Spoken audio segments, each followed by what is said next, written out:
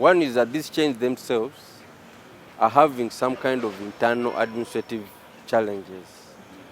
So if you look at Nakumatt, if you look at Uchumi, the problems that they encountered primarily originated back home, you know. So it's not necessary, it was not a function so much of the market where they're operating. It was very much a function of their internal weaknesses that they were having to deal with back home. That's the first reason. The second reason is the business environment locally, that sometimes considered to be extremely unconducive, you see. So if you have business environment that is very unconducive, you find that a lot of people come, set up business, and then leave. You know, you may find that the tax regime is extremely so harsh. You may find that there are all kinds of regulations that make it difficult to run business. So I think that would be the second explanation. Now the third explanation is the landscape has changed. These chains came with a particular model of setting up within affluent areas and very close to the central business district. Now the middle class has shifted, moved into the suburbs. I wouldn't even call them the suburbs that have really moved very far from the suburbs. Mukono, Sonde, Chira, Najera, and so on.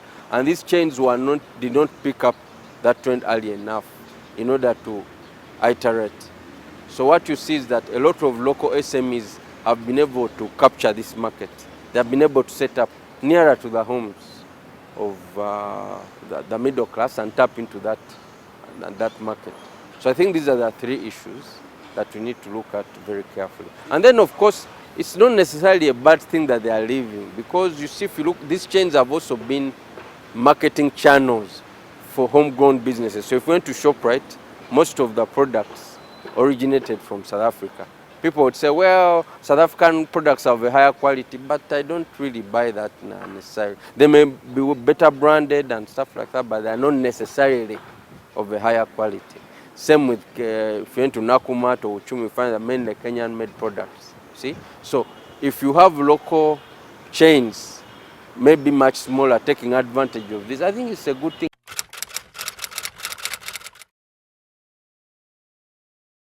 In some instances, it may have been accidental that SMEs left the CBD and surrounding areas because of high rent and went into the suburbs. Incidentally, the middle class also found that land near central business district was extremely expensive, so they went out. So they met each other's needs, you know, in those places. But I think it's a positive thing that SMEs can be able to read the trends and make the necessary adjustments.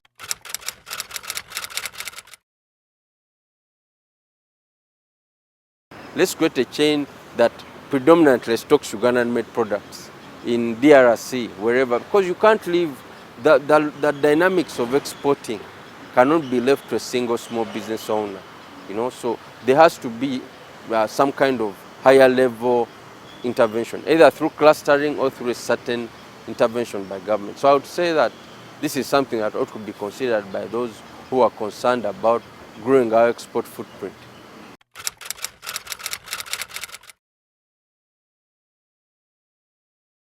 SMEs need to focus on making sure that they run their establishments professionally. So that means they need to look out for competent business development service providers, competent mentors who can handhold them and show them what to do. Similarly, the financial institutions need to be more attuned to the needs of small businesses. They need to ensure that their products are better designed to meet the needs of these small businesses, particularly in the issue of trade financing, because a lot of our financiers are fixated on trade, mainly import. I think we should also put in place facilities for export. And I think Bankers Association worked on something recently. We are keen to see how the uptake of that goes, but I think there's need for better facilities in the area of trade finance.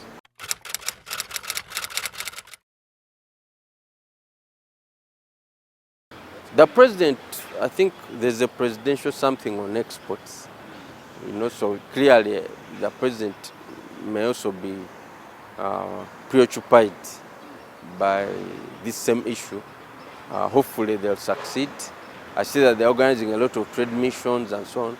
But I think they need to go beyond that to look at what is causing the situation to be the way it is. And they need to appreciate that the Ugandan exporter is a small business owner. If they don't appreciate that and come up with the necessary measures, then they'll be missing the ball.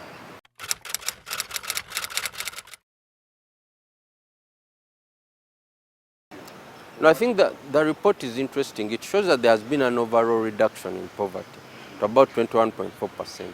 This is from around 50-something, around 1992. So you can see there has been a lot of movement.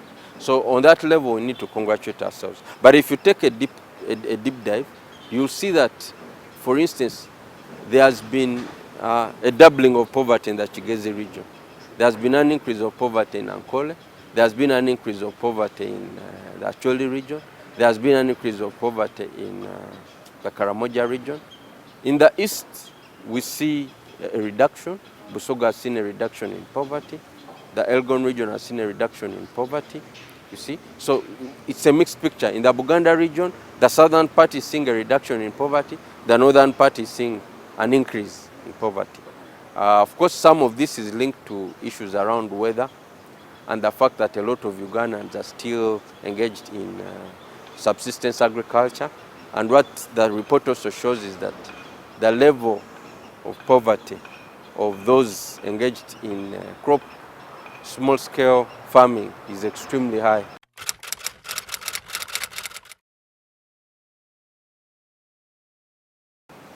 Yeah, so in Western Uganda, it's relative.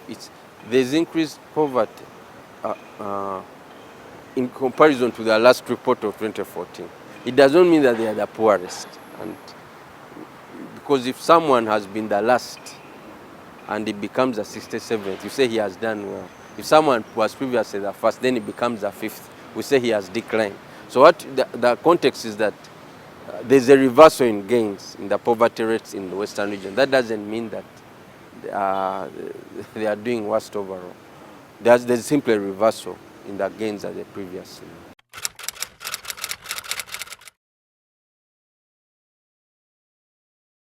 We need to make the case for industrialization. We need to make the case for transition and skilling so that our young people can start getting jobs in the service sector. I think if we do all these things, we can see poverty come down. Now, the level of poverty in non-agricultural businesses is low.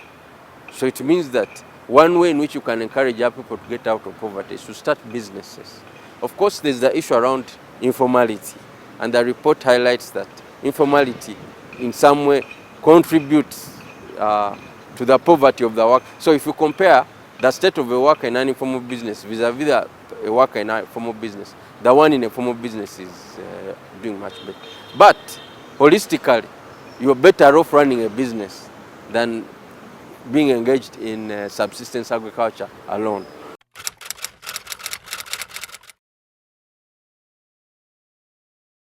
I think what SMEs need to do is to look at the regional disparities. If you are planning to set up a business, you must take advantage of the places where poverty is reducing. Why? Because at the end of the day, you need a market. A business depends on demand. If people are too poor, they may not be able to buy from you.